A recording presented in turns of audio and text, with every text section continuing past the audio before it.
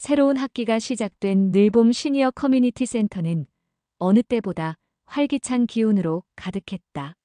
강인호 교수의 시문학 강의는 입소문을 타고 정원을 넘어섰고 늦가기 학생들은 저마다 빛나는 눈으로 시의 아름다움에 빠져들었다. 정미숙 여사의 따뜻한 미소와 그녀의 작은 꽃집에서 풍겨오는 은은한 꽃향기는 센터의 명물이었다. 강인호는 이제 매주 2번 그녀의 꽃집을 방문하는 것이 일상이 되었다. 그는 낯선 꽃들의 이름과 그 속에 담긴 이야기를 배우며 메말랐던 그의 감정의 정원에도 조금씩 다채로운 색깔이 물들기 시작했음을 느꼈다. 정미숙은 그런 강인호의 변화를 보며 진심 어린 기쁨을 느꼈고 그에게 어울리는 아름다운 꽃다발을 정성껏 만들어 선물하곤 했다. 그러나 평화로운 나날은 예상치 못한 암초에 부딪혔다. 어느 금요일 오후 센터 게시판에 붉은 글씨로 큼지막하게 인쇄된 공고문이 나붙었다. 늘봄 시니어 커뮤니티 센터 폐쇄 안내.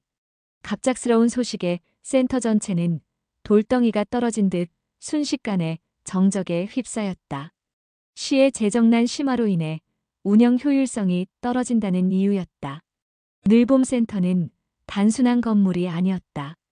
은퇴 후 무료한 시간을 달래고 새로운 배움을 얻으며 무엇보다 서로의 삶을 나누는 따뜻한 공동체의 구심점이었다. 폐쇄 소식은 곧 격렬한 반발을 불러일으켰다. 가장 먼저 발벗고 나선 것은 역시 정미숙이었다.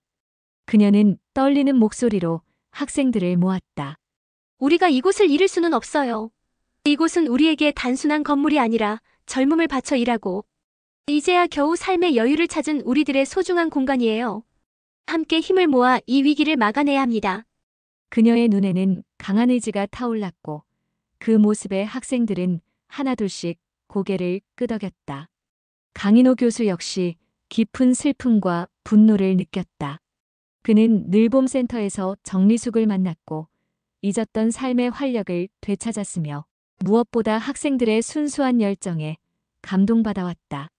그는 더 이상 냉철한 지식인으로만 머무를 수 없었다. 그는 정미숙의 곁에 서서 학생들을 격려했다. 정미숙 씨 말씀이 옳습니다. 우리는 결코 물러서지 않을 겁니다. 우리의 목소리를 세상에 알리고 이 소중한 공간을 반드시 지켜낼 겁니다.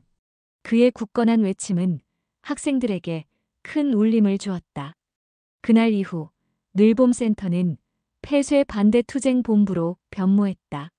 정미숙은 특유의 친화력과 리더십으로 서명 운동을 조직했고 거리로 나가 시민들에게 센터의 중요성을 알렸다.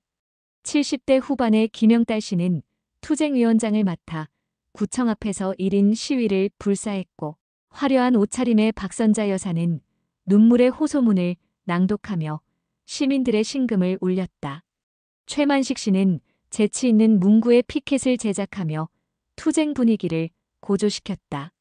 강인호 교수는 학생들과 함께 폐쇄 반대의 논리적인 근거를 마련하고 언론에 기고하며 여론 형성에 힘썼다. 그는 시문학 강의 시간을 활용해 저항시를 함께 읽고 쓰며 학생들의 투쟁 의지를 고취시켰다. 밤늦도록 센터에 남아 학생들과 대책을 논의하고 따뜻한 차를 나누는 그의 모습은 더 이상 냉정한 학자의 모습이 아니었다. 그는 이제 학생들과 함께 희망을 노래하는 동료이자 든든한 정신적 지주였다. 정미숙과 강인호는 매일 밤 함께 센터에 남아 다음 날의 투쟁 계획을 세우고 서로를 격려했다. 고단한 하루 끝에 나누는 짧은 대화 속에서 두 사람은 서로에게 깊이 의지하게 되었다. 폐쇄 위기라는 절박한 상황 속에서 두 사람의 마음속에는 뜨거운 연대감과 함께 짧은 설렘이 피어나고 있었다. 그러던 어느 날 예상치 못한 사건이 발생했다. 새벽 시간 누군가 센터 건물에 붉은 페인트로 폐쇄라는 섬뜩한 글자를 낙서하고 도망친 것이었다. 아침에 이를 발견한 학생들은 분노와 불안에 휩싸였다. 정미숙은 떨리는 목소리로 학생들을 다독였지만 그녀의 얼굴에도 잠시 그늘이 드리워졌다. 그때 강인호가 침착하게 학생들 앞으로 나섰다. 우리는 이러한 야비한 행동에 절대 굴복하지 않을 겁니다. 오히려 우리의 결속력을 더욱 강하게 만드는 계기가 될 겁니다. 그의 단호한 외침에 학생들은 다시 한번 힘을 얻었다. 강인호는 즉시 경찰에 신고하는 한편 학생들과 함께 낙서를 지우고 더욱 강력한 폐쇄 반대 운동을 펼칠 것을 결의했다. 며칠 후 서명운동이 절정에 달하고 시청 앞에서의 대규모 시위가 예정된 날 센터 앞으로 검은색 세단 한 대가 미끄러지듯 멈춰섰다. 차 문이 열리고 모습을 드러낸 사람은 다름 아닌 정미숙의 오랜 친구이자 유명한 시인 박준혁이었다. 그의 얼굴에는 성공한 예술가의 여유와 함께 정미숙을 향한 말 못할 슬픔 같은 복잡한 감정이 어려 있었다. 예상치 못한 그의 등장에 정미숙은 놀라움과 함께 짧은 흔들림을 보였고 그 순간 강인호의 마음속에는 차갑고 날카로운 불안감이 스며들기 시작했다.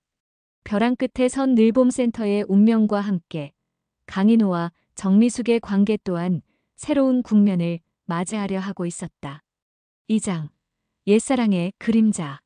박준혁의 등장은 벼랑 끝에 몰렸던 늘봄센터의 긴장감을 잊게 할 만큼 충격적인 사건이었다.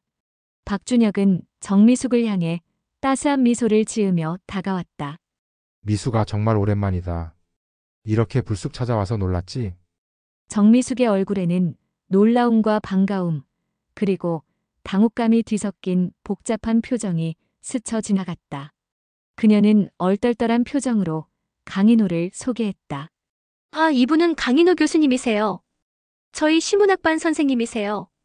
강인호는 애써 침착한 표정으로 박준혁과 악수를 나누었지만 그의 손에선 미세한 경직이 느껴졌다.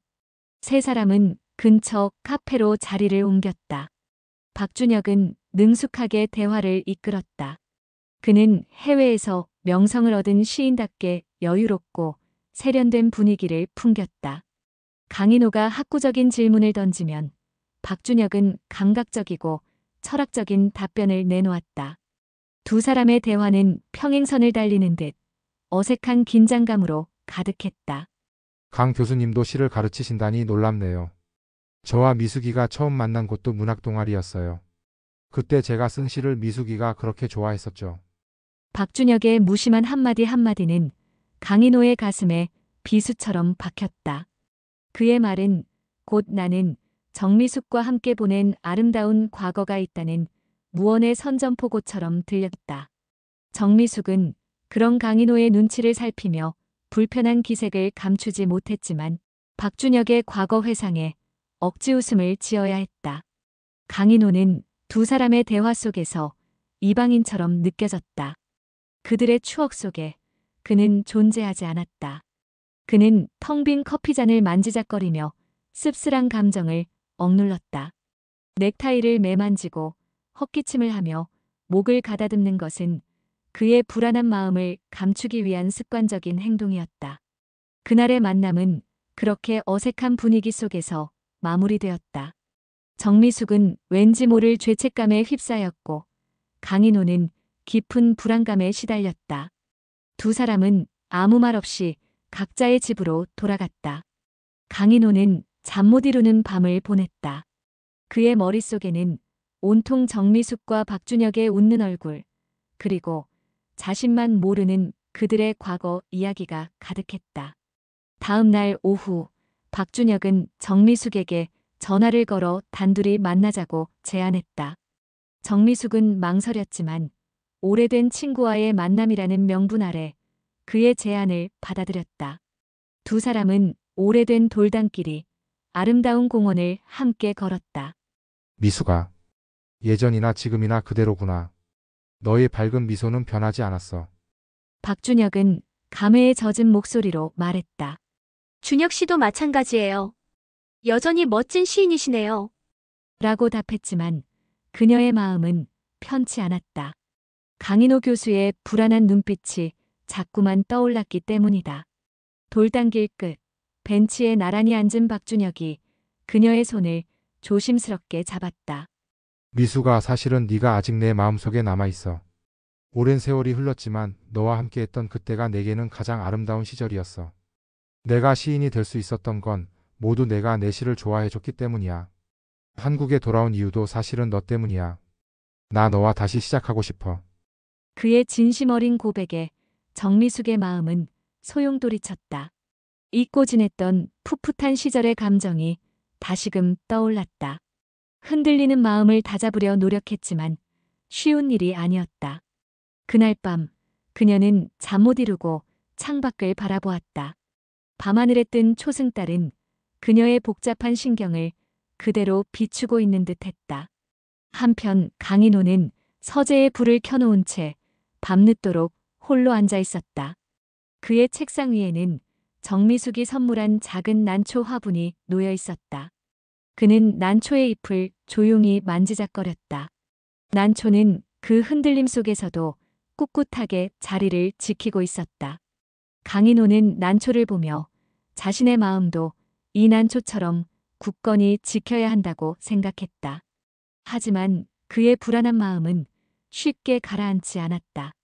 3장 진심의 시, 진심의 용기. 정미숙과 박준혁의 만남 이후 강인호는 깊은 절망감에 빠졌다. 그는 평생을 지식과 이성으로 무장해 살아왔지만 사랑 앞에서만큼은 자신이 한없이 초라한 한 남자일 뿐이라는 사실을 깨달았다.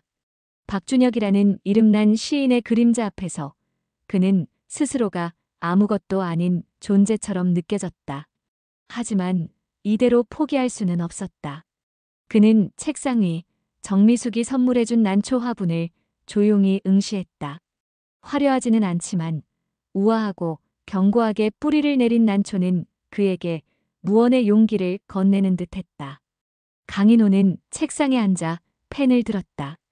그의 머릿속에는 난해한 시어가 아닌 정미숙을 향한 진심만이 가득했다. 그의 시는 문법적으로 완벽하지도 화려한 은유로 치장되지도 않았다. 그저 그가 그녀에게 전하고 싶었던 모든 감정을 솔직하게 담아냈을 뿐이었다. 한 글자 한 글자 써내려가는 그의 손은 미세하게 떨렸지만 그의 마음은 단단해지고 있었다. 한편 박준혁 역시 정미숙을 위해 시를 쓰고 있었다. 그는 오랜 세월 다듬어온 자신의 시적 재능을 마음껏 발휘했다. 그의 시는 마치 잘 짜인 한 폭의 수채화처럼 아름답고 낭만적이었지만 정작 그 시를 향한 마음은 어디에 있는지 알 수 없는 공허함을 담고 있었다. 그로부터 며칠 뒤 늘봄 시니어 커뮤니티 센터의 시 낭송 시간. 강인호는 평소와 달리 긴장한 얼굴로 강단에 섰다. 그때 박준혁이 특별 강사로 교실에 들어섰다. 학생들은 세계적인 시인의 등장에 기대에 찬 표정을 감추지 못했다. 먼저 박준혁이 낭송을 시작했다. 그의 목소리는 시처럼 유려하고 감각적이었다. 아름다운 당신의 미소는 으로 시작하는 그의 시는 마치 젊은 연인을 향한 열정적인 고백처럼 들렸다. 학생들의 감탄사가 여기저기서 터져나왔지만 정미숙은 왠지 모를 씁쓸함에 미소 짓지 못했다. 그의 시는 화려했지만 그녀의 마음속 깊은 곳까지 닿지는 않았다. 이어 강인호가 단상에 올랐다. 그는 굳게 닫혔던 마음을 열고 쓴 자신의 시를 떨리는 목소리로 읽어내려갔다. 내 삶의 황혼에 찾아온 그대여. 나는 난초의 이름도 모르던 사람이었소. 굽이굽이 지난 세월 속에 묻어졌던 가슴에 당신은 조용히 들어와 잊었던 시를 다시 쓰게 하였소. 이 시는 화려하지 않지만 이 시는 나의 모든 것이오. 강인호의 시는 문학적인 완성도와는 거리가 멀었다. 하지만 그의 시를 듣는 학생들, 그리고 정미숙의 눈에는 이내 눈물이 고였다. 그의 시는 가식없는 고백이자 순수한 용기였다. 정미숙은 그의 시에서 화려한 박준혁의 시에서는 느낄 수 없었던 진한 진심을 느꼈다. 그녀는 강인호가 자신을 위해 쓴 시 한 편에 그가 얼마나 큰 용기를 냈을지 짐작할 수 있었다. 낭송이 끝나자 강인호는 아무 말 없이 교실을 나서려 했다. 그때 정미숙이 그를 따라 나섰다. 교수님 잠시만요. 강인호는 복도에 서서 그녀를 마주 보았다. 정미숙은 눈가에 맺힌 눈물을 닦아내며 환하게 웃었다. 오늘 교수님이 읽어주신 시가 제게는 이 세상에서 가장 아름다운 시였어요. 그녀의 진심 어린 한마디에 강인호의 불안했던 마음은 눈 녹듯 사라졌다. 그의 얼굴에 비로소 안도의 미소가 번졌다. 그는 난초처럼 꿋꿋하게 그녀의 손을 잡을 수 있는 용기를 얻게 된 것이다. 사장, 희망의 꽃, 사랑의 결실. 강인호 교수의 진심 어린 시를 듣고 자신의 마음을 확실하게 깨달은 정미숙은 더 이상 망설이지 않았다. 그녀는 그날 저녁 박준혁을 만나 모든 것을 솔직하게 이야기했다. 준혁 씨, 우리에게 함께했던 시간은 정말 아름다운 추억이었어요. 그 마음을 잊지 않을게요. 하지만 제게 이제는 지켜야 할 사람이 생겼어요. 박준혁은 그녀의 담담한 고백에 잠시 침묵했지만 이내 고개를 끄덕이며 미소 지었다. 미숙아, 너의 행복을 진심으로 바랄게. 내가 가장 빛날 수 있는 곳에서 너의 시를 읽어주는 사람과 함께 행복하기를. 그렇게 박준혁은 정미숙의 아름다운 과거로 남게 되었다. 이제 정미숙의 시는 오직 한 사람, 강인호 교수를 향하게 되었다.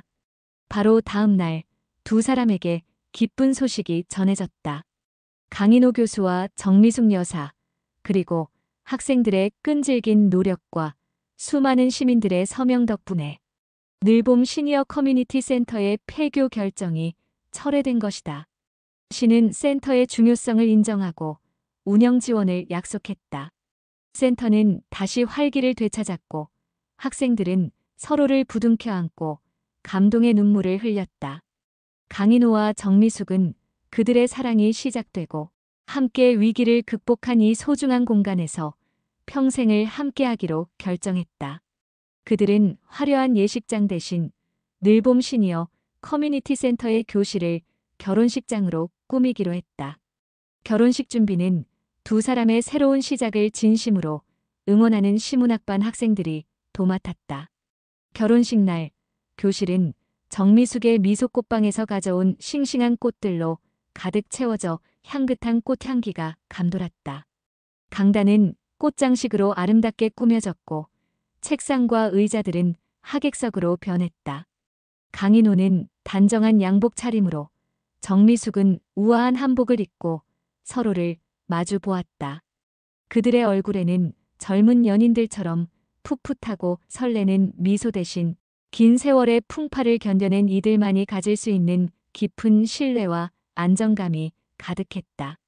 학생 대표로 나선 한 아주머니가 두 사람에게 축시를 낭송하며 눈물을 글썽였다. 교수님 미숙 씨, 우리에게 시를 가르쳐 주시더니 이제는 삶의 가장 아름다운 시를 보여주셔서 감사합니다. 그 말에 모두가 감동의 박수를 보냈고 이어서 다른 학생들의 흥겨운 축가가 이어졌다. 강인호는 마이크를 들고 하객들 앞에서 정미숙의 손을 꼭 잡았다. 저는 평생을 차가운 이성과 지식으로만 살아왔습니다. 하지만 미숙 씨를 만나고 마음속 깊은 곳에 숨어있던 따뜻한 감성을 다시 발견하게 되었습니다. 이 인생의 황혼기에 사랑을 다시 시작할 수 있다는 것을 알려준 미숙 씨의 손을 이제 평생 놓지 않겠습니다. 그의 고백에 정미숙은 눈시울을 붉히며 환하게 웃었다. 그들의 사랑은 젊은 시절의 불꽃 같은 사랑과는 달랐다. 서로의 깊은 상처를 보듬어주고 삶의 마지막 여정에서 서로에게 따스한 온기가 되어줄 견고하고 아름다운 사랑이었다. 그렇게 강인호와 정미숙은 늦은 봄날 새로운 인생의 이막을 활짝 열었다. 사랑은 젊음의 전유물이 아니라 우리 모두의 가슴 속에 언제나 꽃 피울 수 있는 소중한 선물이라는 것을 그들의 이야기가 말해주고 있었다.